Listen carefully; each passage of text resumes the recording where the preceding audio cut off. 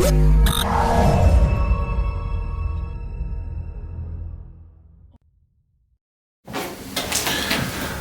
and welcome to Strong Plumbing Heating. I'm Trevor. I'll be giving you a demonstration on how valves are used most commonly in a house, and what valves are used and what their purpose are. Now, so here we have mains water valve. With this valve we can have a little drip from here, so always keep a look and see if there's any weeps or leaks from here, because a constant drip, if it's dripping down on your kitchen cabinet or unit or your press, it can cause warping and damage to the press over time. So it's quite simple fix. You just open up the packing nut like so,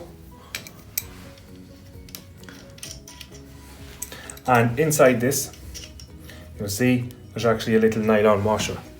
So inside the body of it, just a little nylon washer just inside here, and that's what it keeps the pack. If you can't, it's not necessary to replace with a nylon washer. A little trick can be with some plumber's tape, PTFE tape, and just wrap it around like so. It doesn't need a huge amount because the tape will spread when the nut pushes it in. And now it can be hard to push the nut back in, but just wriggle it down and just tighten your packing clamp. Make sure you're on the right threads, because if it's on the wrong threads, obviously it won't thread properly and you'll rip the threads off the nut. So just make sure you have it tightened fairly okay with your hand, half a turn or at least a full turn round back into the body of it, and then just when you're done, tighten it like so, and that's you done. Now I'll just show you inside what it looks like in this particular mains water valve, what it looks like inside. People wonder, why does it stop the water so efficiently and how does it stop it? So basically inside, this is what you have. You have a large rubber washer sitting on a brass plate. So it would close into position. So this screws down on a long threaded shaft here. We'll just open it back up. We have a nylon washer here which seals against the body, and inside, I don't know if it's just quite visible, I'm going to take up the camera a little bit closer. Inside we have the main water port comes in on this lower side, so basically this little rubber would sit against that and seal the water, okay? And then we have an outgoing port which is on the top side here. Kind of hard to see, but basically the water goes out and up the pipework. So it stops the water from traveling. So this seals completely against the body. The incoming water is completely stamped against it and sealed. Alright, so we'll just put this back inside, make sure the nylon washer is okay, and just shut this off.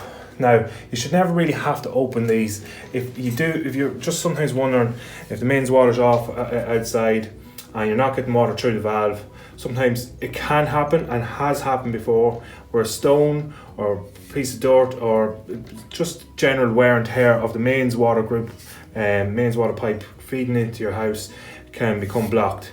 And a good little place is to see, is it blocked actually inside the body as it turns up, because it just could be something blocked and then it can start to join some dirt in here, and then it'll just completely block it off. So you have full water supply coming in here and then poor water supply leaving this point because the pipe is completely blocked.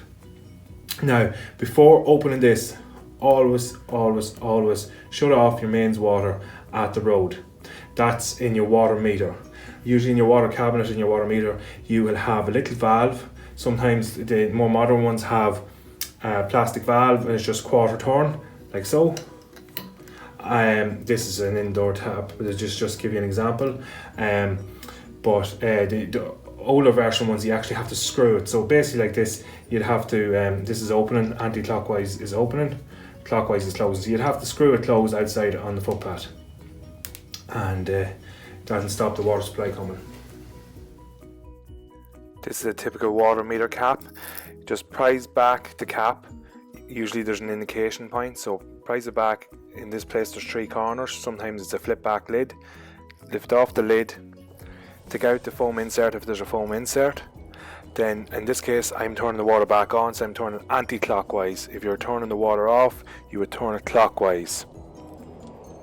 And then put your foam insert back in, Put your cap back on, make sure it's safe, that no one walking on the footpath could trip across it, and then you're done and dusted.